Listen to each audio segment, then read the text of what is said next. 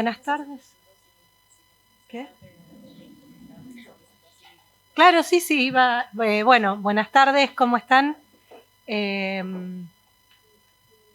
Vamos a dar inicio a esta mesa que en un comienzo se llamó Colección Lucio B. Mansilla, entre el fragmentarismo y la ambición de totalidad, un hombre ambicioso del que esperamos dar cuenta algunos problemas. En la jornada, voy a retomar un poquito, en las jornadas anteriores nosotros habíamos presentado brevemente, cuando todavía era work in progress, el trabajo en el repositorio que estábamos haciendo, el trabajo de archivo en la colección, y también en esas jornadas habíamos propuesto una serie y desarrollado una serie de hipótesis críticas que iban surgiendo de ese trabajo, del trabajo con los materiales en la interacción dentro de esa colección. La idea de hoy es volver a la colección, ahora que ya no es un work in progress, aunque todavía se sigue desarrollando, pero bueno, ya hay una primera etapa terminada. Recorrer un poco con ustedes esa página por las dudas de si no le hicieron caso a Mariela en el video de difusión y no ingresaron todavía a la página, por más que María fue muy enfática. Después les vamos a presentar, va a presentar Mariela una serie de desarrollos futuros para la colección que ya están siendo puestos en línea, ya están tomando cuerpo.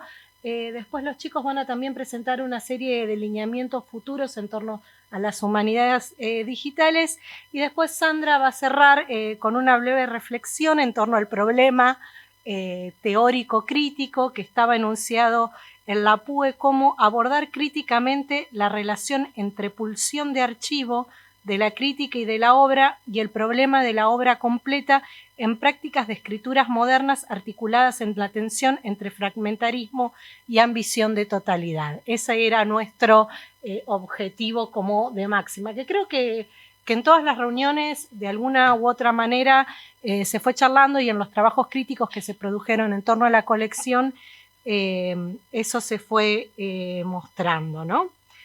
Bueno, el sitio web se puso en línea, como quizás ya saben, en julio del año pasado, en julio del 2023.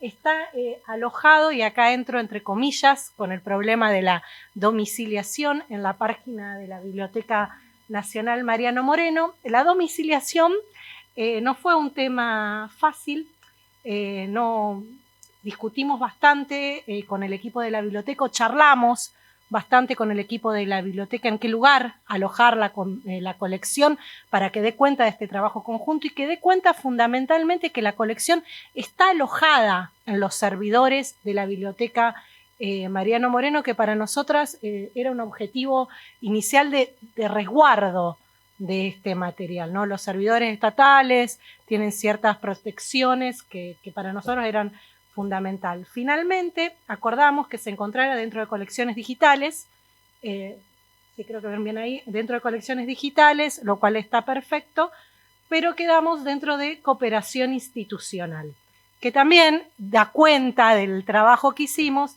El problema, o lo que no nos terminaba de convencer del todo, es que, bueno, quedamos con los acuerdos internacionales, que son páginas que redirigen a webs externas a la Biblioteca Nacional.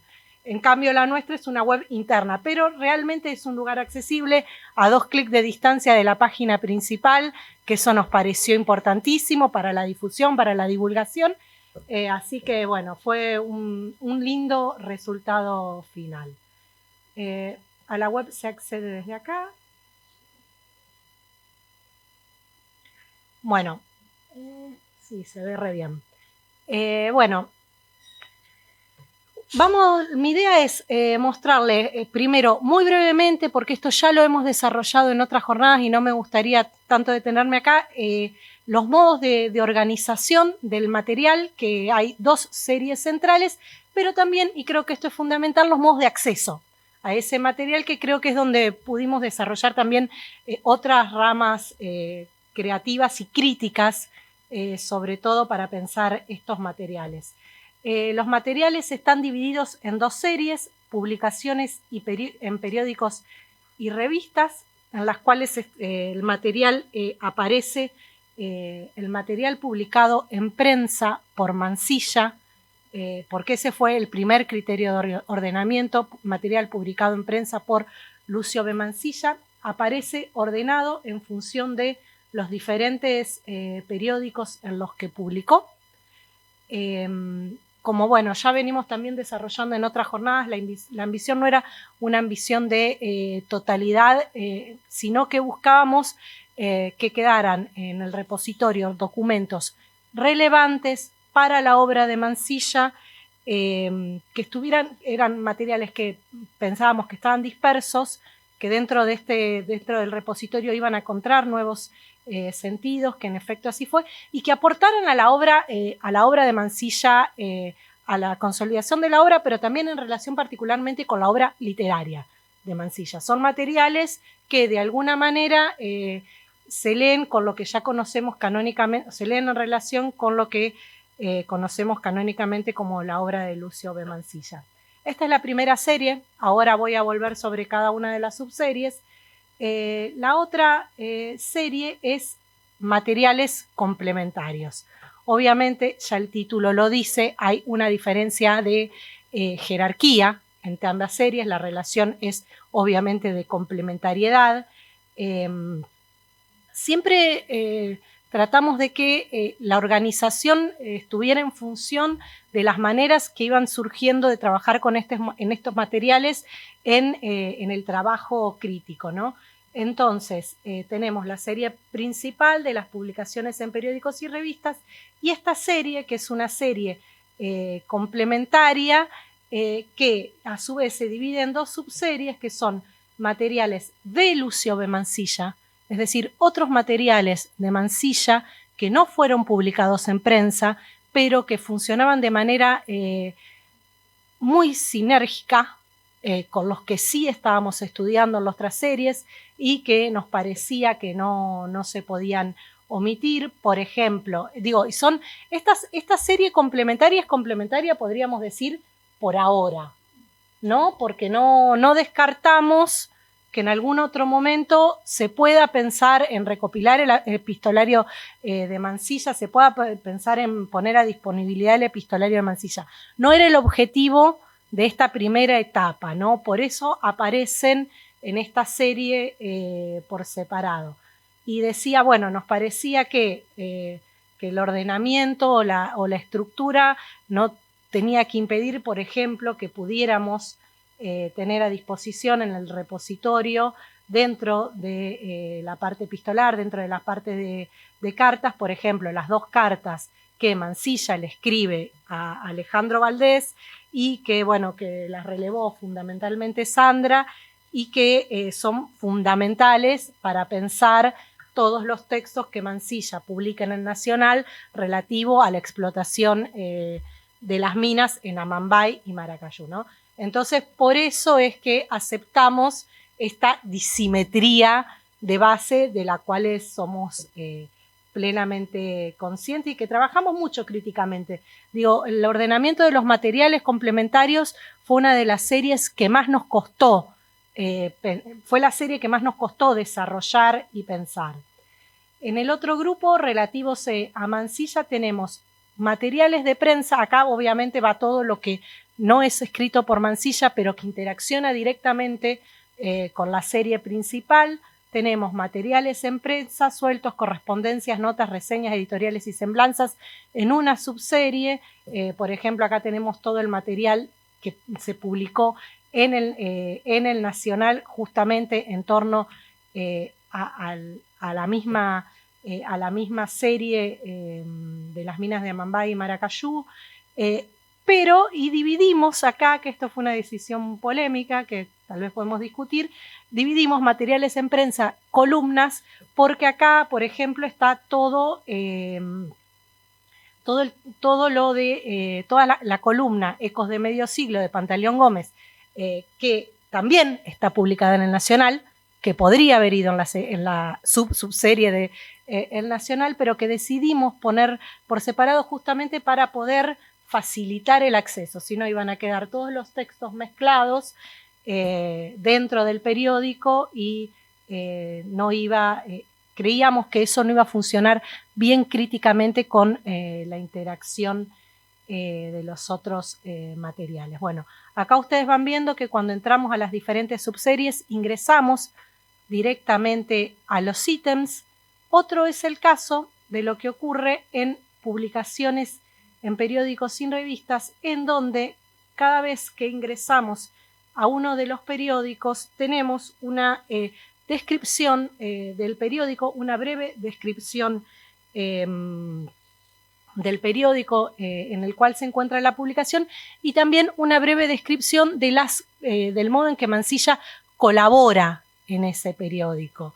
Realmente creo que con todas estas introducciones se armó como un recorrido bibliográfico a través de la producción de Mansilla en prensa, ¿no? Es realmente un trabajo porque las subseries son, bueno, ahora estas dos son las nuevas, por eso aparecen acá abajo, pero bueno, en un comienzo eran 18. Entonces era presentar 18 diarios, dar cuenta en 18 diarios de la singularidad de la participación de Mansilla en cada uno de ellos.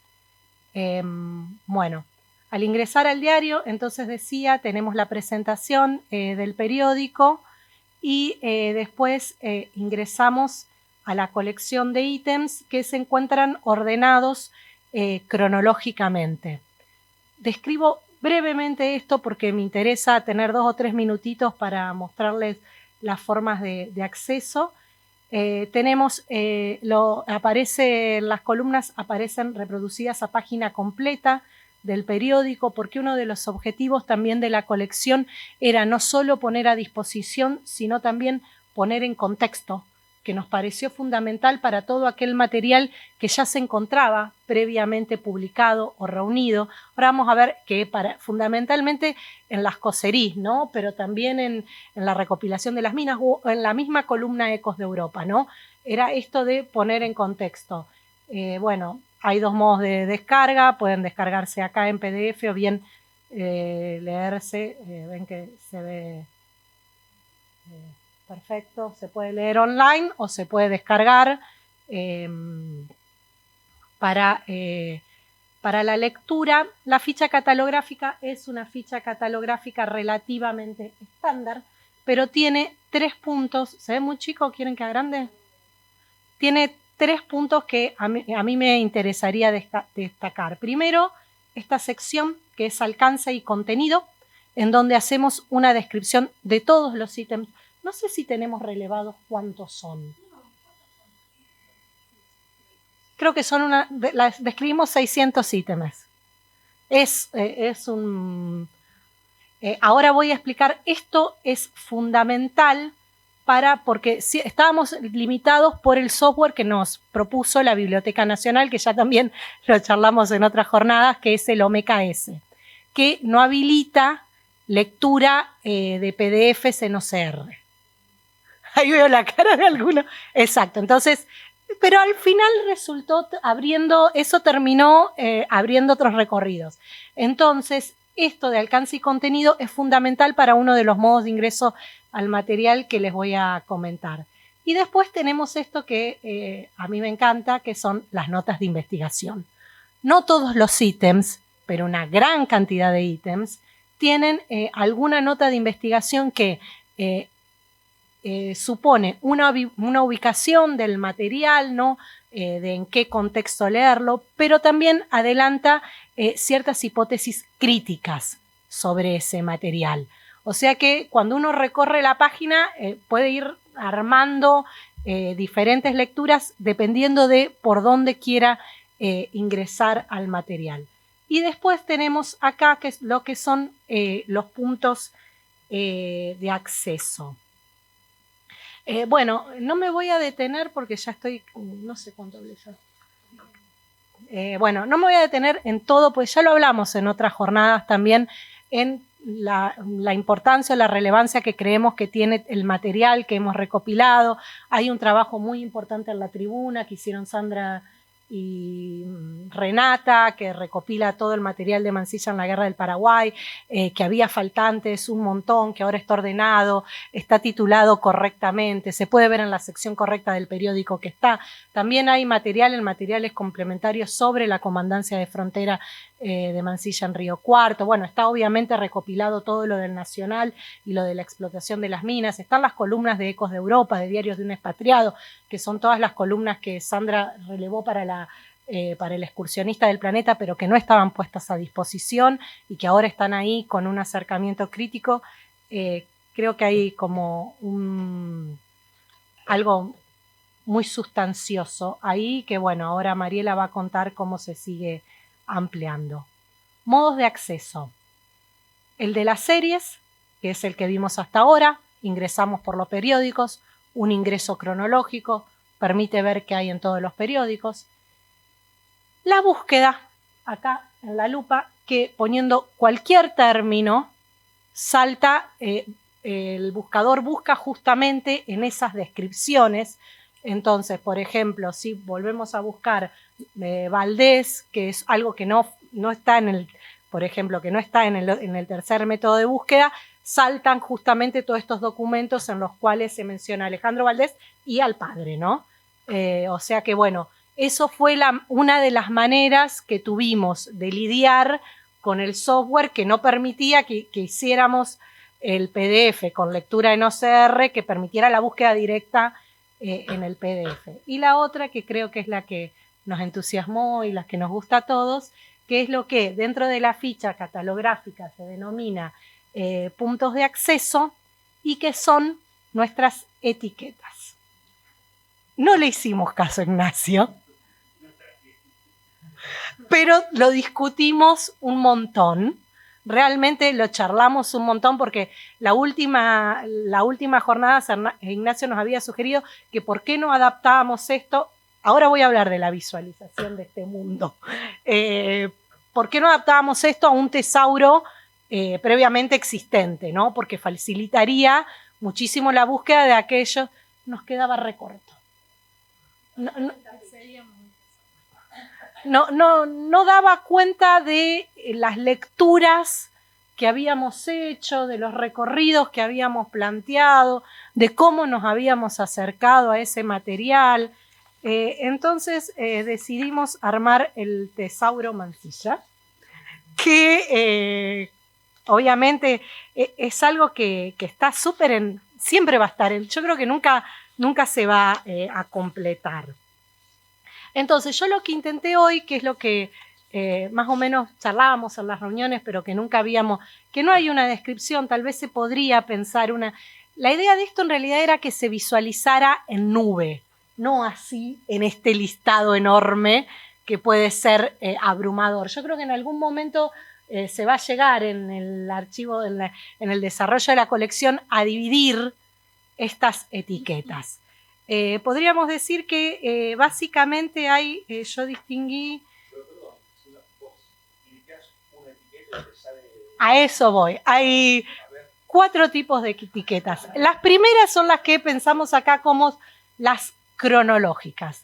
¿Qué hacen las cronológicas? Uno ingresa al año y ve todo lo que Mansilla publicó en 1881. Por ejemplo, acá tenemos toda la serie Ecos de Europa, pero si avanzamos en la página 4, vemos cómo a la par Mansilla publicaba Ecos de Europa, pero también estaba republicando las Coserís, el Sigú y en Chata, no quiero meterla, en la revista La América, Crónica Hispanoamericana de Madrid, ¿no? Entonces, esa búsqueda por año intersecta los periódicos como así, como transversalmente. Entonces arman series lindísimas. Uno puede ir leyendo de otra manera la obra de Mansilla, ¿no? Realmente, porque las Coserís esas, bueno, Sandra lo ha trabajado un montón, ¿no? Son centrales y nunca las habíamos visto en esta serie, ni se habían,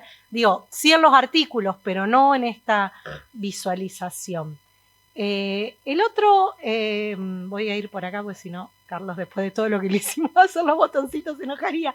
El otro tipo sería lo que yo pensé como un tipo bibliográfico de ingreso y que funciona que funciona fundamentalmente con las coserís. Porque, por ejemplo, ustedes saben que Mansilla, bueno, no necesariamente saben, Mansilla reunió muchas de estas coserís publicadas en periódicos en 5 tomos publicados en libro, que se denominaron cada uno Entre Nos tomo 1, Entre Nos tomo 2, Entre Nos. Pero ese es un índice que armaba, como bien trabajó Sandra, Mansilla. Entonces, si acá entramos a la etiqueta Entre Nos tomo 1, podemos ver el tomo 1 del Entre Nos en su versión original en los diarios. Es una belleza. Es una belleza. Y después eran 3 formas de acceso.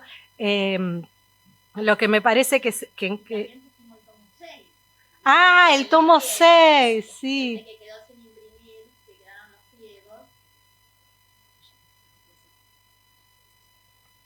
Ahí está. No está, pero está por la mitad. Entonces, las que él había llegado a... O sea, las que se sabe que le había llegado a seleccionar. Y después quedan un montón de coserías aparte. Todas las coserías, además de tener su descripción de alcance y contenido, como en todos los artículos, muchas de ellas tienen notas críticas. O sea que hay ahí todo un recorrido para hacer. Y bueno, después sí, las que son más, iba acá a desglosar como las, una patronímicas, geográficas y conceptuales, pero realmente todas las otras son, surgen del trabajo teórico crítico, ¿no? Tenemos las que son bien del trabajo que se hizo en el marco del PIB y de la PUE, por ejemplo, la serie del oro, que es la que es lo que trabaja Sandra, que ven, acá aparece una selección de las cartas de Mambay y Maracayú, que es en donde Mansilla trabaja, en donde se puede leer esto que Sandra desarrolló como la serie del oro, que está desarrollado en las notas críticas, ¿no? Está la serie Ciencia, que es re linda porque ahí sí cruzamos un montón de periódicos y relevamos todos los momentos en que Mansilla se detiene en las novedades científicas, que era central para su escritura, no era solo un núcleo temático, sino que juega con las temporalidades de la escritura. Después hay, bueno, para los argentinistas tenemos la etiqueta Lengua Nacional, que reúne todas las reflexiones sobre la lengua nacional de Mansilla, o está la etiqueta novela, donde Mansilla, o obra de Mansilla, donde Mansilla reflexiona sobre su... Entonces uno entra a la etiqueta y encuentra todas estas listas. Y también, bueno, los patronímicos, vamos, de Domingo Faustino Sarmiento y las menciones de Sarmiento a Gambetta, desde Rosas, a Emil Solá, digo, todas... Eso es otro ingreso, y el último de esta serie sería el geográfico, que no supone estrictamente un recorrido de no supone una, como hoy hablaba, ¿no?, del mapa de Analía, no supone un testimonio de los recorridos de Mansilla, pero sí de los modos en que su mirada se fijaba en cada uno de los países y en cada una de las ciudades que le resultaban importantes. Entonces vamos de Paraguay a París, de Chaco a Rusia, digo, las etiquetas permiten eso. Bueno, para acá lo mío. Bueno, María. No, rápidamente. Contarles un poco, muy breve, en qué consiste el trabajo que nos queda por delante. Porque, bueno, más allá de que el proyecto no ambiciona dar cuenta de la totalidad, ni mucho menos, esto es bastante grande, ¿sí? Sigue siendo un proyecto muy ambicioso. Entonces, bueno, nos quedan como 3 aspectos puntuales para seguir el trabajo. El primero tiene que ver con cargar y describir todos los materiales que todavía no pudimos cargar, o que en esa primera etapa no llegamos a cargar. Mucho de ese material está identificado, pero todavía la biblioteca no lo mandó digitalizado y faltan por terminar las descripciones, ¿no? Y agregar esas nuevas series que consisten en publicaciones periódicas, básicamente. La segunda parte tiene que ver con, bueno, todo el relevamiento que hizo Sandra el año pasado en París, y que por el momento tenemos estas 2 series nuevas que recién señaló Mariana, donde ya empezamos a cargar algunos ítems. Por ejemplo, que ya está completo. Y después también en materiales complementarios, ¿no?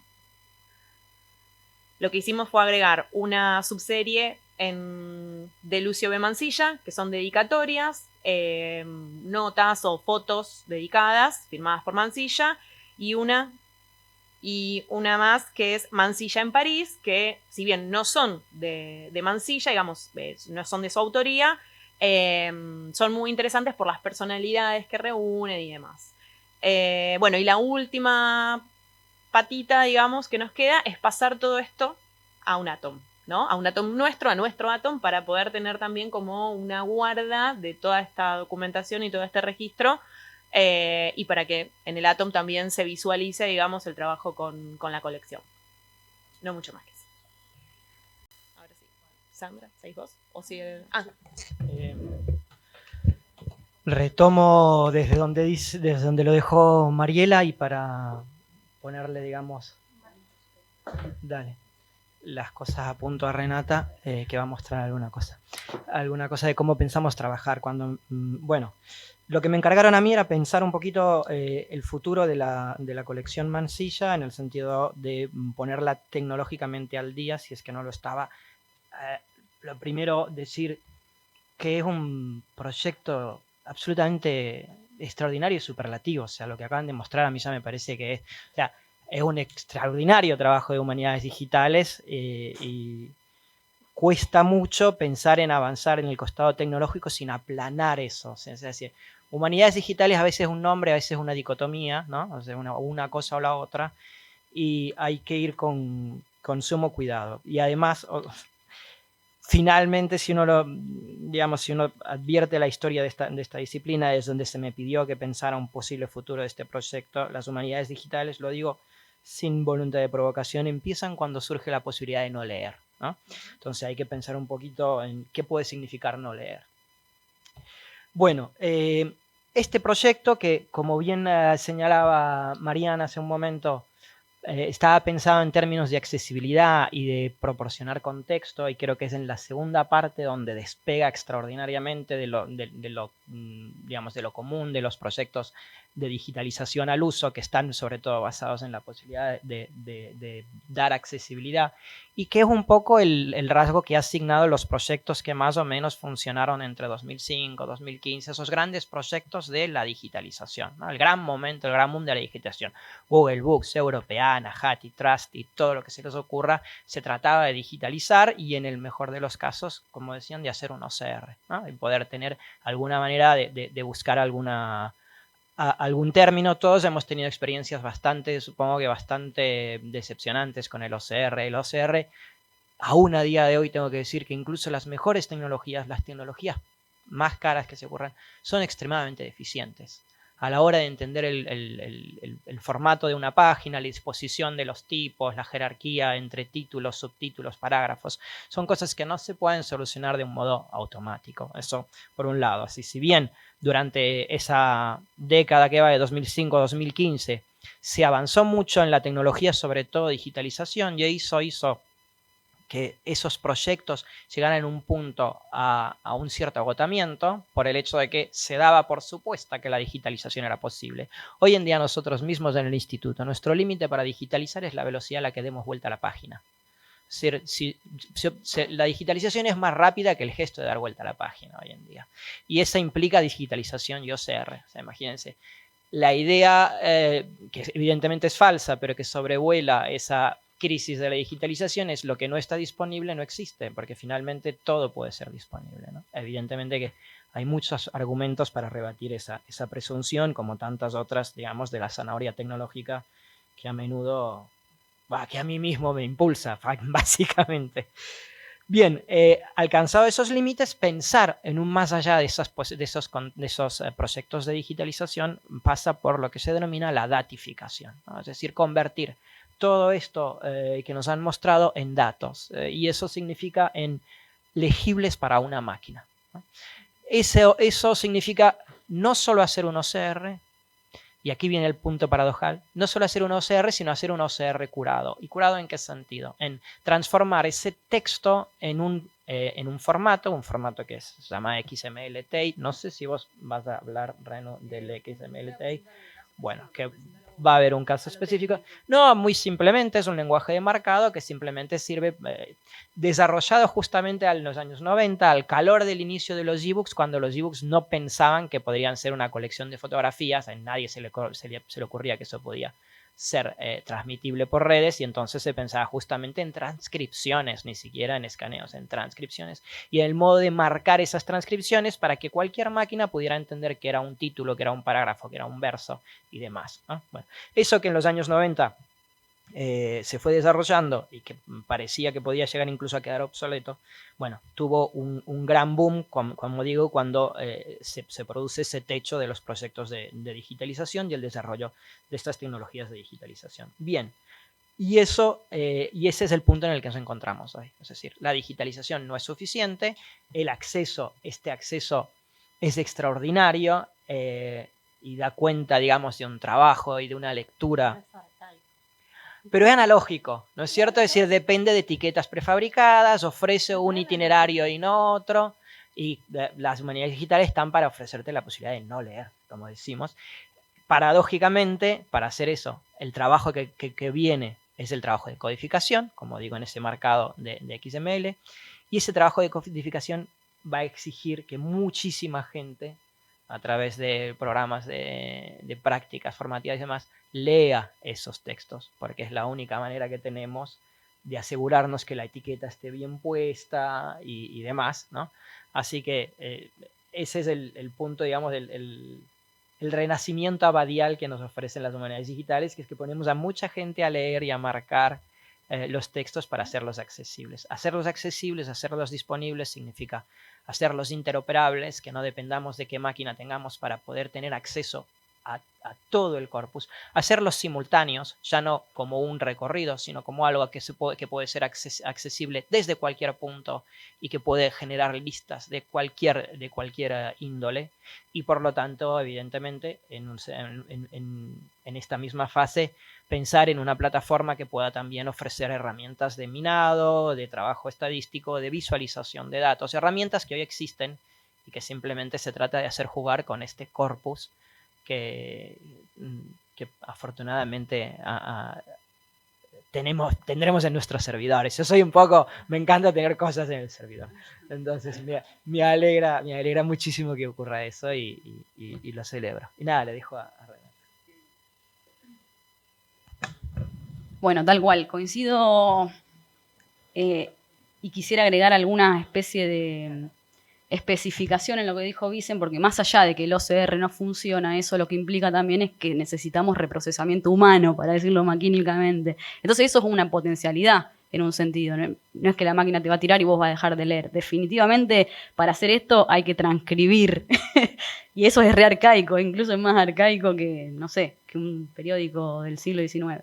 Pero a mí lo que me interesa también marcar acá es que para hacer cualquier tipo de proyecto de humanidades digitales, con todas las contradicciones, los riesgos que tenemos que sí o sí dejar de manifiesto, es que para eso no solamente hay que dejar de leer, sino que proponer un corpus y presentar, por ejemplo, una codificación supone previamente un proyecto con algunos lineamientos, y en este caso lo que yo seguí trabajando fue el tema de la serie del Chaco, y eso es una lectura súper tradicional, un abordaje metodológico recontra analógico, si se quiere.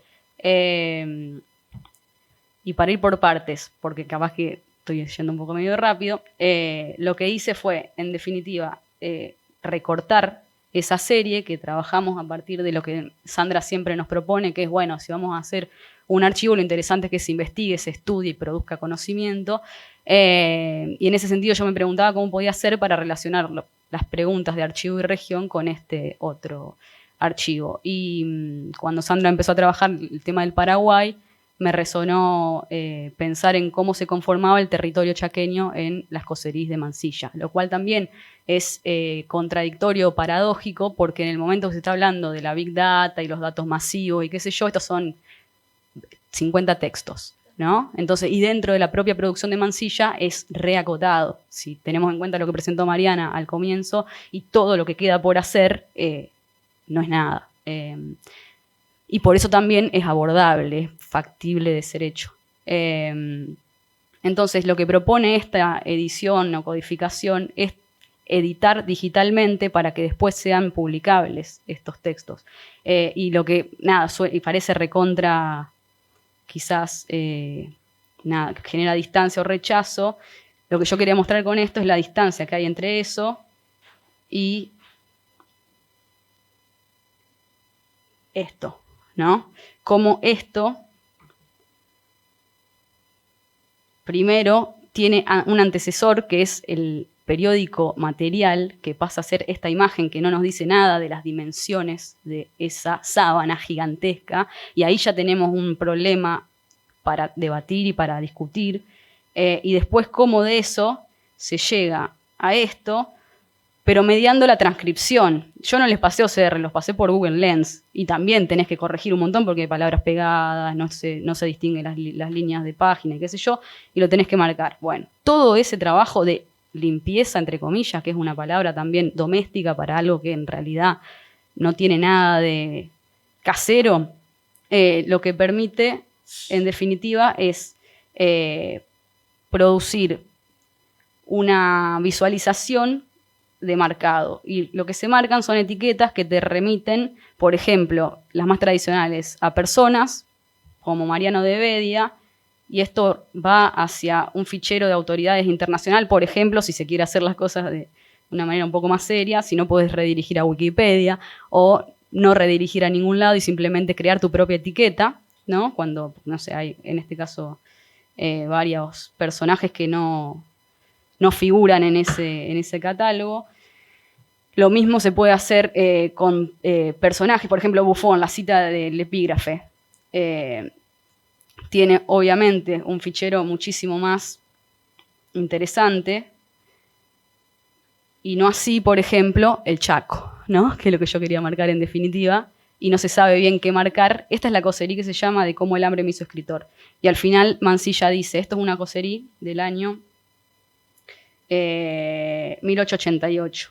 Dice, el Chaco santafesino es hoy lo que yo pensaba en ese momento, y se está refiriendo a 1856. ¿Y ahí qué marcás? ¿No? Tenés que hacer un trabajo de investigación gigantesco si querés que eso remita georreferencialmente a algo histórico, o, no sé, o incluso serio, ¿no? Pero lo que sí me permitió leer, por ejemplo, es cómo cada vez que Mansilla se refiere a sí mismo, se asemeja a un personaje de la literatura, y no a un personaje histórico como, qué sé yo, en este caso a Gil Blas, ¿no? Y en ese sentido también se pueden hacer lecturas en clave de la conformación del territorio, porque es también una fabulación. En este sentido, en la coserí, él fabula la creación imaginaria de la navegación del río Salado, que iba a permitir conectar con esas zonas de Santiago del Estero, Salta, lo que hoy conocemos como Chaco y Formosa, ¿no? Bueno, y también tiene mucho de juego y de experimento, y al mismo tiempo, a mí no me afectó hacerlo. Y por otro lado, bueno, esto lo hice con todas las coserís, es un bodrio, así que lo cierro y les muestro otra posibilidad, que fue la de hacer una red de lo que se puede llamar cocitaciones o citaciones. Y para eso tomé como caso de inicio la coserí de Mansilla que se llama Esa cabeza toba. Esa cabeza toba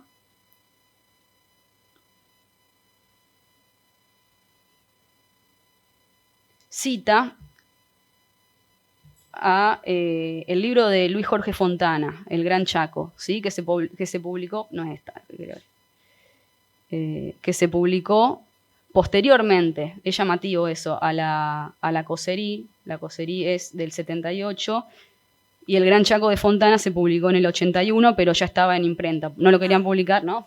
Eso es una cuestión también interesante para para tener en cuenta. Y entonces lo que hice fue marcar la fuente, en términos de código, después es un libro, es una cosería, es un artículo, es un lo que sea. ¿Y qué cita? ¿Y qué tipo de cita es? Es una cita directa. ¿Y cuántas veces la cita? Una vez. Ahora bien, de manera indirecta está citando también el prólogo o la introducción de Avellaneda al Gran Chaco, pero no lo cita. Entonces, las veces que lo cita es 0, ¿no? Y así vos vas de una cita a otra cita, Fontana cita Arenales, a Bushmeister, a Alcide d'Orbigny, etcétera, etcétera, etcétera, etcétera, etcétera. Obviamente no llegué a hacer todo. Lo que hice para mostrar hoy es lo que está coloreado. Y eso después se carga en un programa que te permite visualizarlo de esta manera.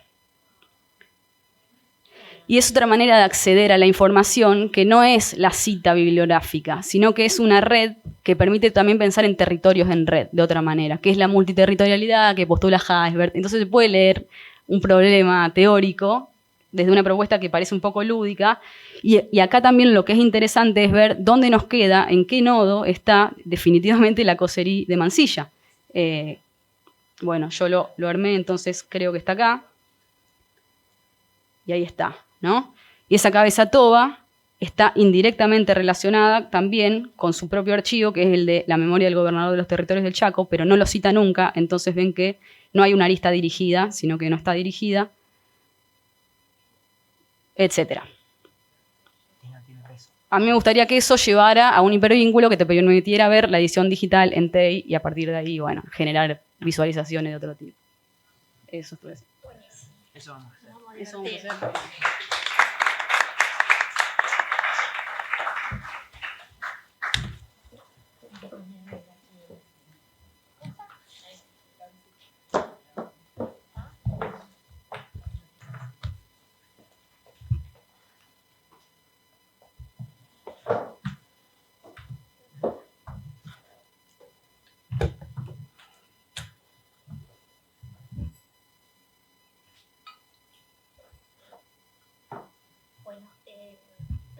Esto acá es así. Voy a ser muy breve porque se está desatando esta tormenta, la verdad. Y no, qué sé yo, quisiera que todos llegáramos a nuestras casas, sanos y salvos.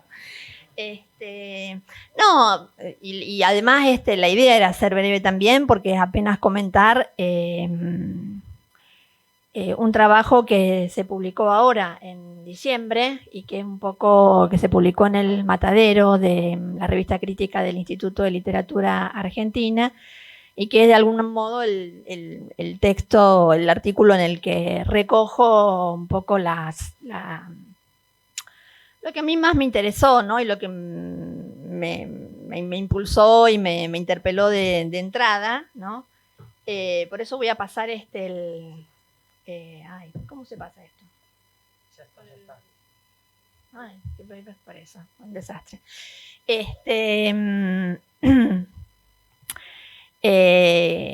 Así que voy a pasar rápidamente este PowerPoint que me funcionó como una ayuda a memoria para mí.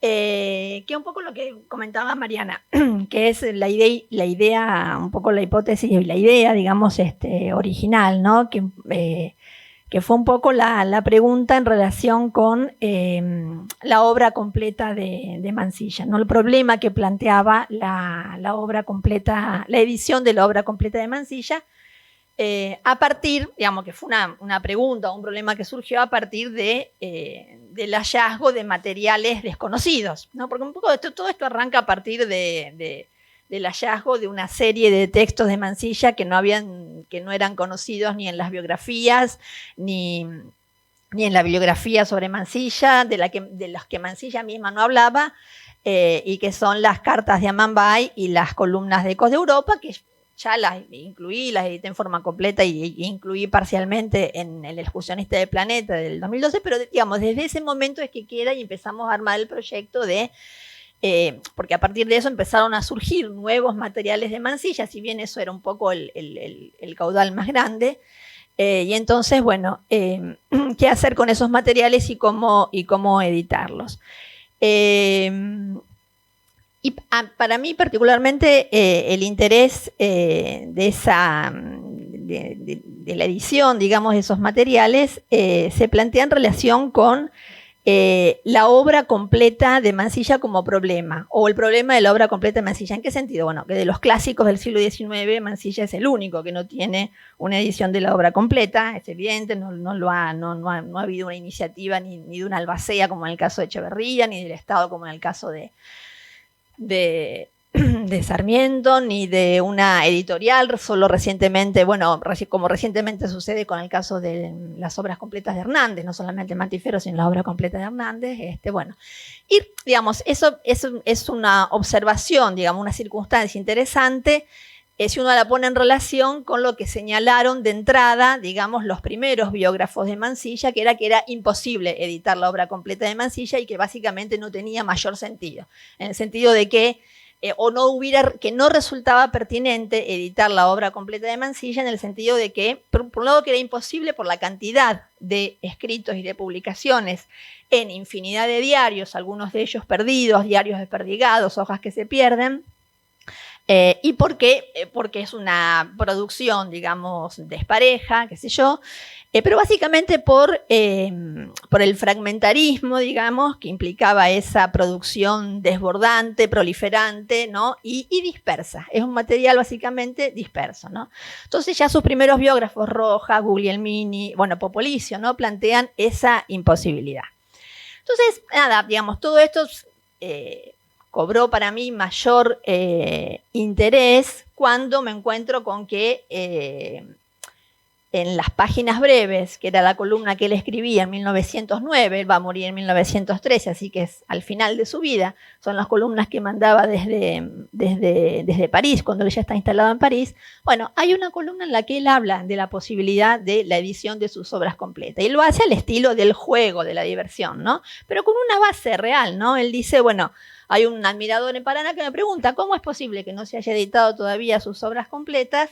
Se llama Martín Rodríguez, y entonces dice, el Estado bueno, y cuenta ahí, ¿no? Que Martín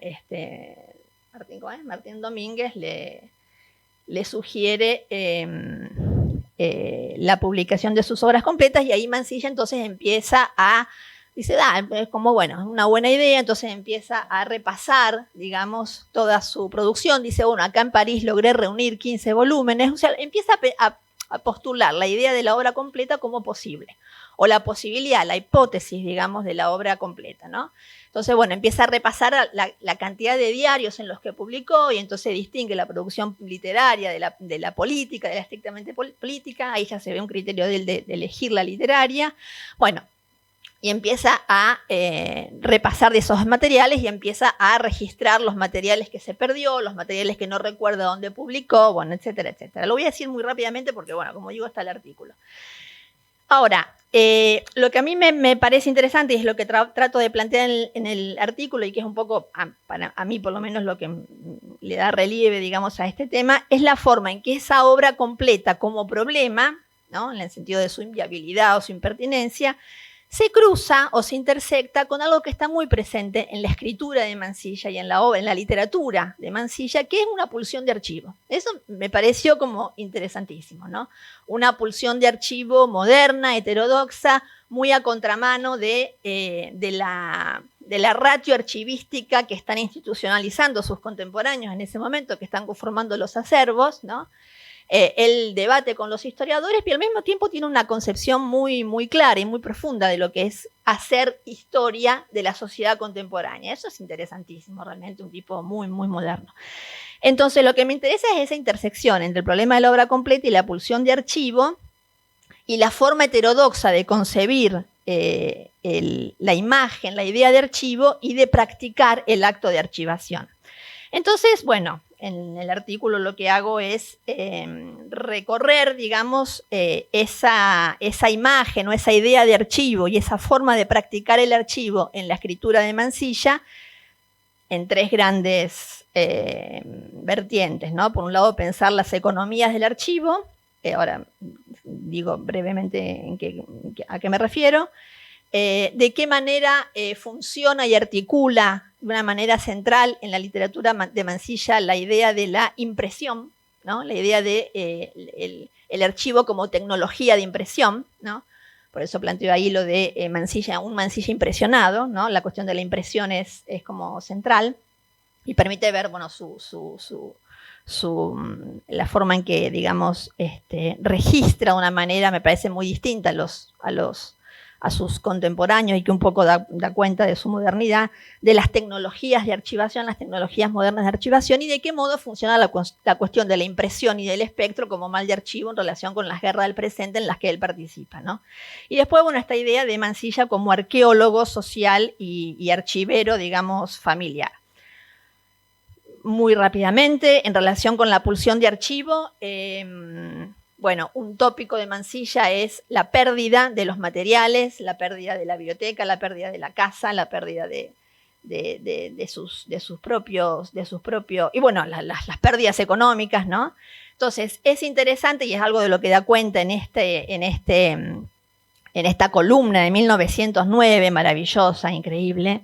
El artículo se llama El Buey porque en esa columna él dice que no puede recordar dónde publicó un folletín El Buey, que le gustaba mucho. Dice que fue en el Fuerte de las Tunas y frontera de Córdoba, que bueno, me encantaría encontrarlo, por supuesto, estamos ya a la búsqueda de ese folletín, y me encanta esto, no sé qué le daría al que con él me obsequiara, lo volvería a leer con tantísimo gusto por mediocre que fuera, me encanta eso, no sé qué le daría al que me lo devolviera, ¿no? O al que me regalara de nuevo ese folletín perdido, ¿no?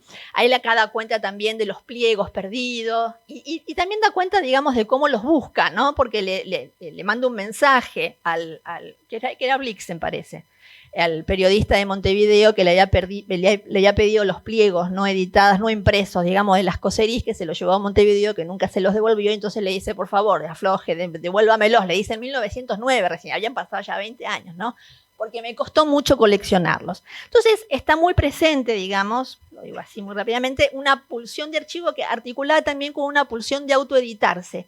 Creo que de los escritores del 19, por lo menos los escritores, es el único que ha encarado de esa manera tan sistemática la autoedición, en el sentido de, bueno, de pagar sus ediciones, pero también de concebir la reunión, ¿no? La idea, su mayor proyecto es Entre Nos, digamos que evidentemente es un proyecto más de él que de Alsina, creo yo, ¿no?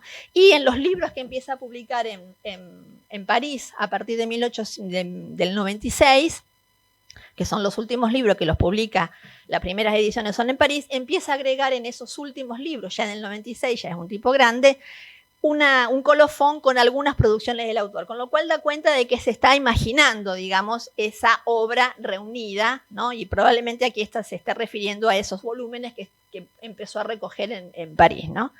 Entre ese listado de títulos muy interesante que repite en Estudios Morales, en Víspera, en Rosas, o sea, los repiten en todas las ediciones de París. Hay títulos que yo no sé qué son, no sé de dónde están, ni por ejemplo, Cartas Confidenciales, qué sé yo. Ahí figura, por ejemplo, Cartas de Amambay, cosa que yo me di cuenta mucho después de haber editado La excursionista del planeta, y digo, bueno, evidentemente no había hecho mal en editarlas como libro porque él las pensó como un libro, ¿no? Las pensó como un título, ¿no? Eso me gustó. Pero hay una serie de puede ser un artículo como, bueno, sus libros publicados, y hay una serie de títulos que realmente desconozco, no sé cuáles son, no sé a qué se refieren.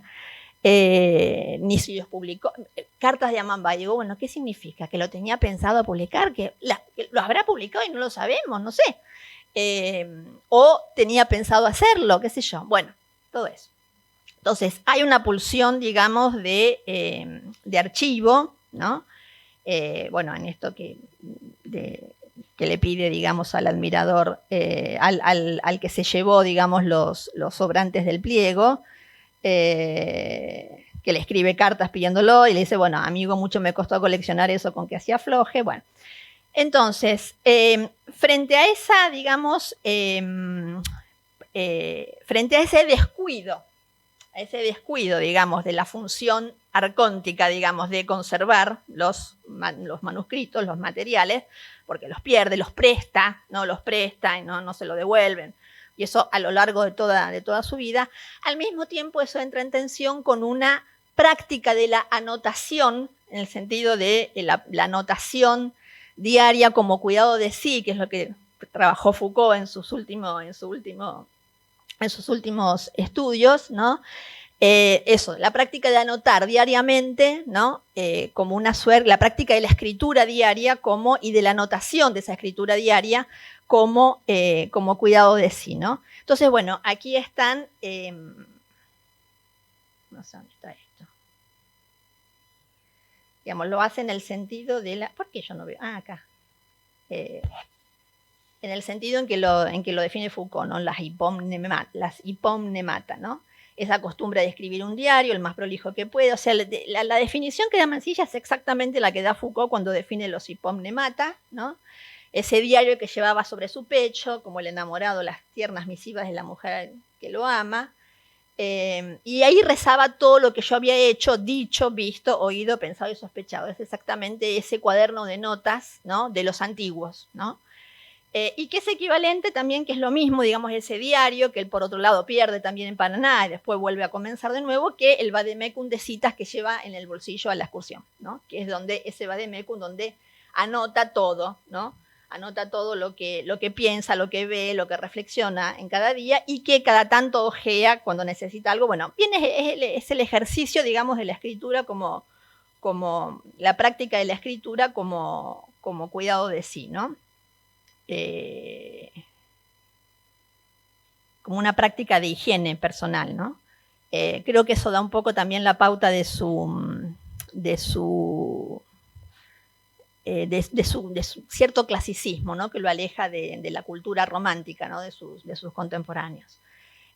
Bueno, que es el libro que ojea, Entonces digo, al mismo tiempo que hay una pérdida continua de material, está esta pulsión, digamos, de la práctica de la anotación, que es la que él proyecta finalmente en ese epígrafe de una de sus columnas de fin de siglo, que es Ni un día sin una línea, ¿no?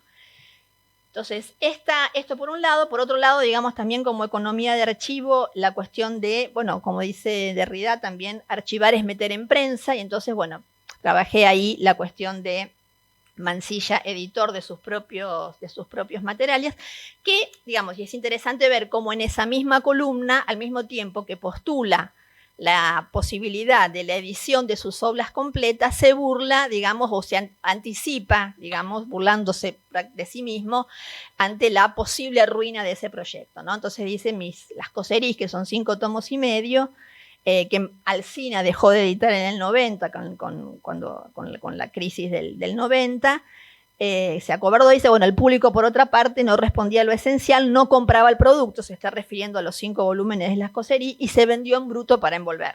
Yo compré en una cigarrería en la esquina de Rivadavia y Florida unos 50 volúmenes, ¿qué estímulo no? Entonces digo, al mismo tiempo que postula la idea de la obra completa, imagina que esas obras completas serán un fracaso y una ruina, y bromea con eso.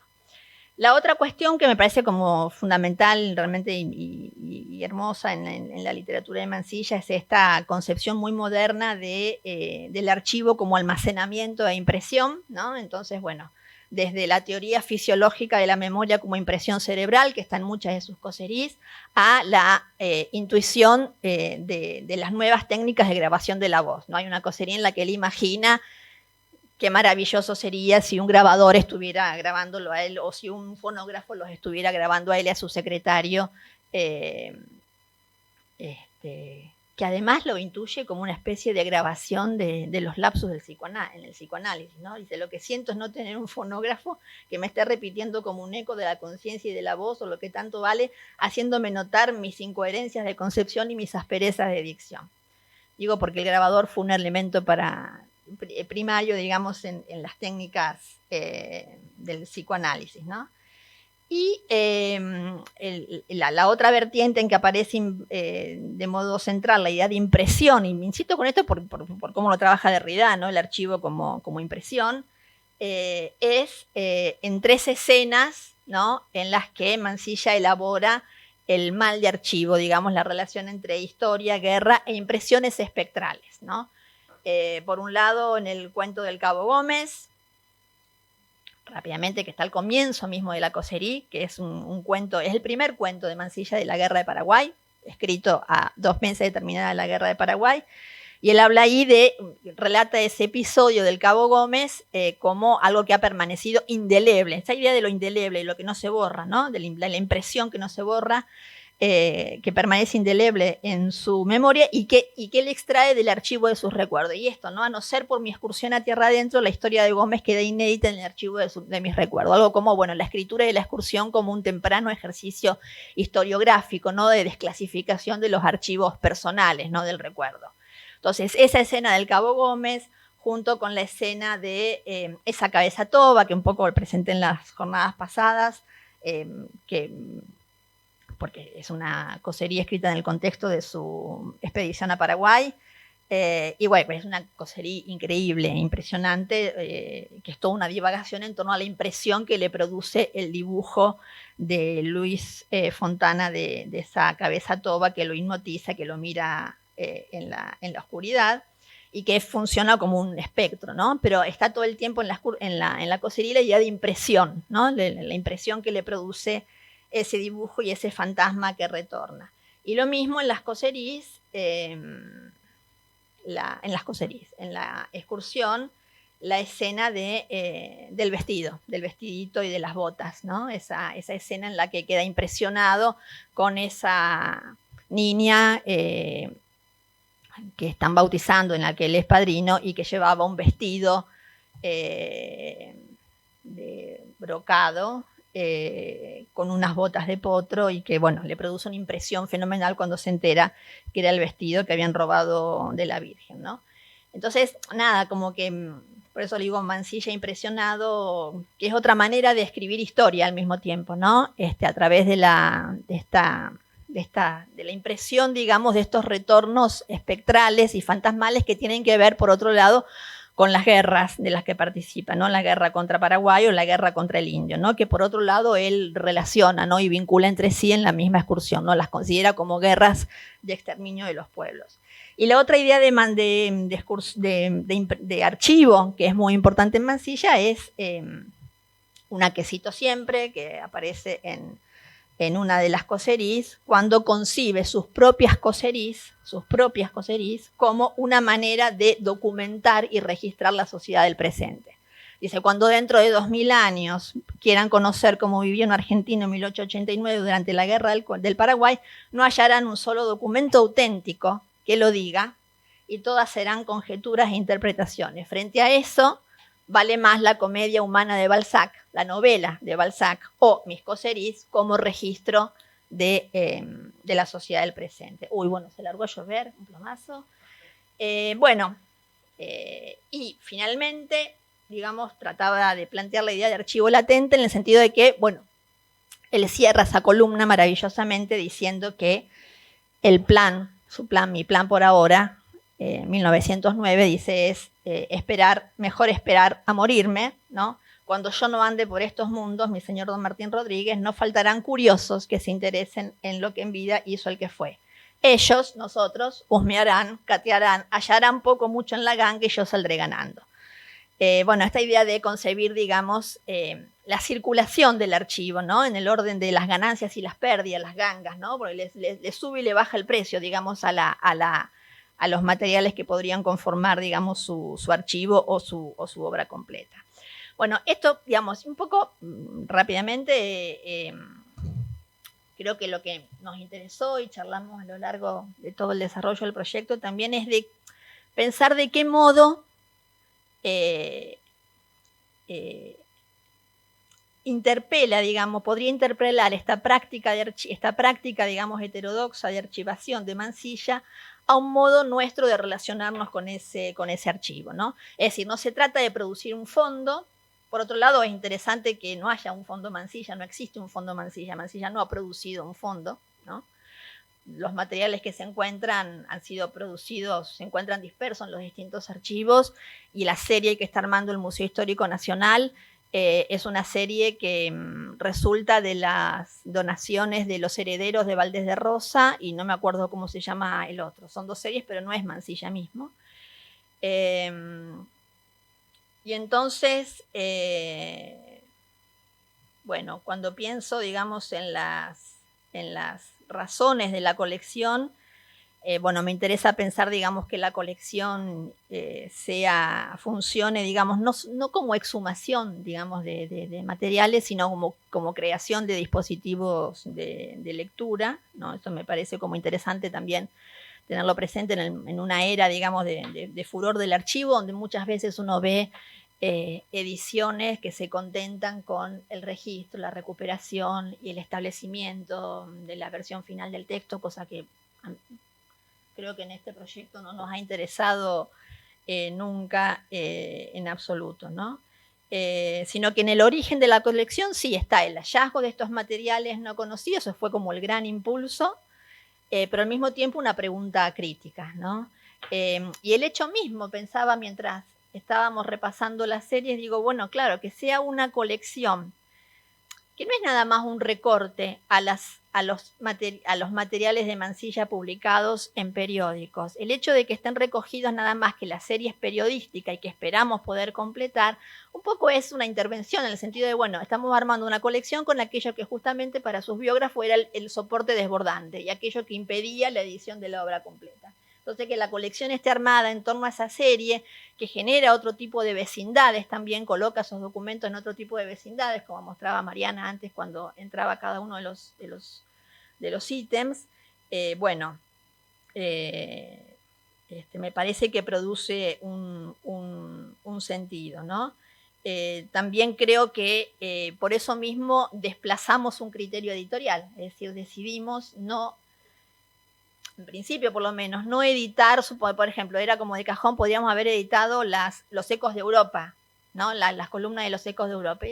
¿Cuál es el sentido de publicarlos? Está bien, lo está haciendo Natalia Crespo ahora con páginas breves, pero la verdad, y después cuando veo el listado de obras de Mansilla, digo, bueno, claro, evidentemente él no visualizó Ecos de Europa como una obra, ¿no? Está bien, somos como propensas a hacernos eco de la lectura que Mansilla mismo hace de su propia obra, ¿no? Sí tenemos ganas por ahí de hacer un volumen que sea columnas con seudónimo, pero digamos, estaría en otro sentido, ¿no? Y bueno, lo dejo acá porque no iba a hablar de la cuestión del archivo latente, que no solamente digo esto, pensaba en la idea de archivo latente como una manera de definir no tanto unas cualidades del archivo como una manera nuestra de relacionarnos con el archivo, ¿no? Y ahí digo, bueno, hago uso de un uso metafórico de la noción de archivo que los historiadores nos han criticado tanto, ¿se acuerdan? Que nos han criticado más de una vez, yo lo registré mucho, lo hemos registrado mucho, la crítica al uso metafórico que estos equipos, sobre todo para quienes trabajamos en literatura y en arte, hacemos de la noción de archivo. Justamente el otro día leyendo Franco Moretti, que es como el más cientificista de los críticos literarios, bueno, hay un momento en que él dice, habla de los usos metafóricos que por ejemplo hizo Jacobson en su momento con la noción de afasia para definir una teoría de la poesía, o el uso metafórico que hace Pierre Bourdieu de la noción de campo, por ejemplo, y entonces él me interesó que fuera justamente él, de los más cientificistas, que dice que esos momentos en que la teoría literaria recurrió a puentes conceptuales, ¿no? Fueron los momentos más ricos de la teoría literaria en el pasado. Entonces digo, bueno, a ver, el uso metafórico de la noción de archivo, esta idea de archivo latente podría pensarse como un puente conceptual, ¿no? O pensar, digamos, en el uso metafórico como puentes conceptuales que permiten el contacto entre disciplinas, ¿no? Casualmente, bueno, esta idea de latente proviene de críticos de arte, ¿no? De Didi Huberman y de Ticio Escobar, por ejemplo, ¿no? Entonces, nada, está bueno eso, ¿no? Y bueno, por supuesto, solamente, esto lo voy a plantear también el martes en Transarch, nuestro desarrollo de la segunda fase de la colección desde las humanidades digitales, por supuesto, va a tener como premisa no acatar la regla básica de las humanidades digitales, que es acortar el tiempo, apurar, no leer. Lo que nosotros hacemos, y es evidente, es ralentizar todo lo que la digitalización e introducir, digamos, al revés, un tiempo lento, manual, artesanal. Es como que digitalizamos a mano, ¿no? Todo con las etiquetas, pero bueno, es justamente, bueno, lo que estuvieron un poco planteando recién. Bueno, eso, no sé si se entendió. Bueno. Eso. Bueno. Yes, el historiador me va a matar. Sí, sí, sí.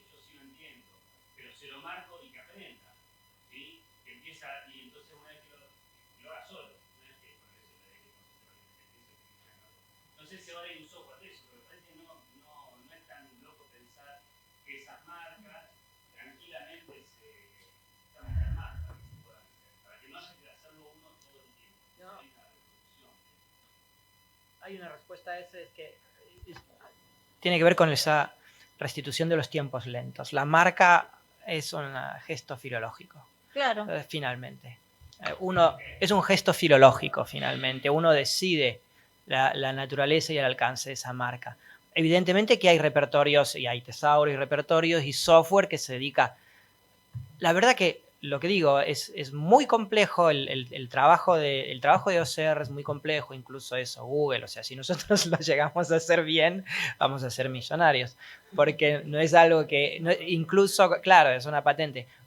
Google Lens, ese tipo de tecnologías funcionan muy bien para trabajar con elementos delimitados, así sean fotografías mal armadas, pero le cuesta mucho entender dónde termina una columna y empieza otra, y cómo restaurar todo un texto. O sea, eso evidentemente no termina de funcionar.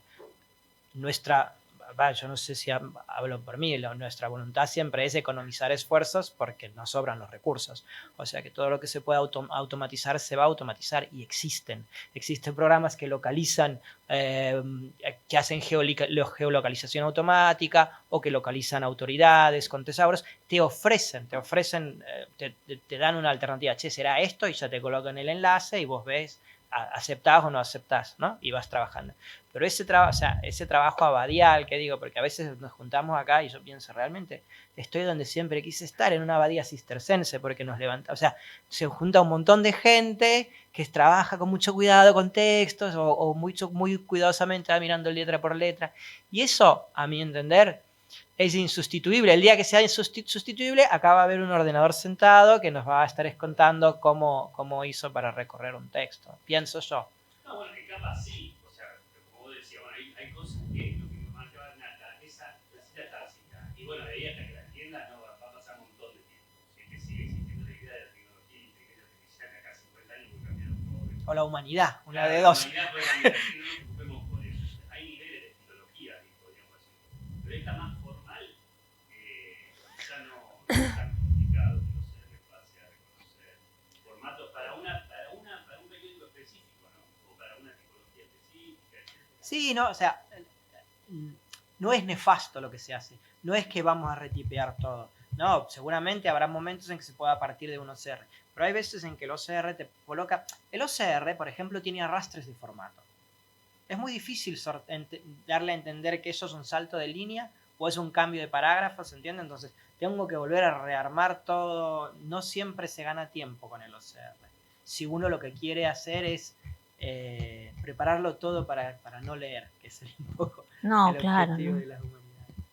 Lo que pienso también es que el resultado de las herramientas de humanidades digitales que podamos implementar acá en la colección va a dar un resultado rarísimo, porque va a ser el resultado, digamos, el tema es ante qué nos produce Escosor, si el análisis límpido que aparece en la pantalla, como dice Franco Moretti, o el contacto con algo rarísimo, en el sentido de que, bueno, no van a estar los textos publicados en libro primero, Nosotros, digamos, me parece que tiene sentido que sigamos incorporando, por ejemplo, las cartas de la excursión porque fueron publicadas inicialmente en periódico, o de Adena Suez porque fue publicado originalmente en revista, pero bueno, los últimos libros, mis memorias en víspera, que no fueron previamente publicados en series periodísticas, no estarían. Entonces va a dar un resultado, daría, digamos, un resultado un poco raro, y aparte, bueno, me parece interesante lo que decía Renata también, ¿no? De que muchas veces son pocos materiales y ya no la Big Data. Pero la rareza del resultado me parece como interesante.